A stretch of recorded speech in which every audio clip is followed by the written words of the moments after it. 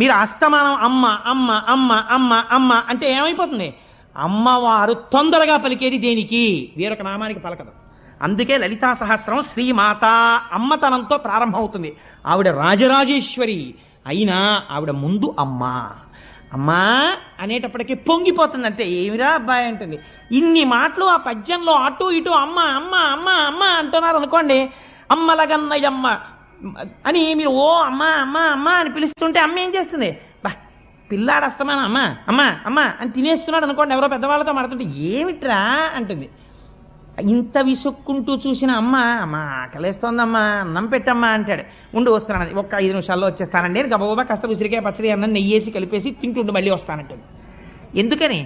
అలా 4 మాటలు అమ్మ అమ్మ అమ్మ అని పిలిచేటప్పటికి విసుక్కోవడం చేత కానటువంటి దయాస్వరూపము అమ్మ.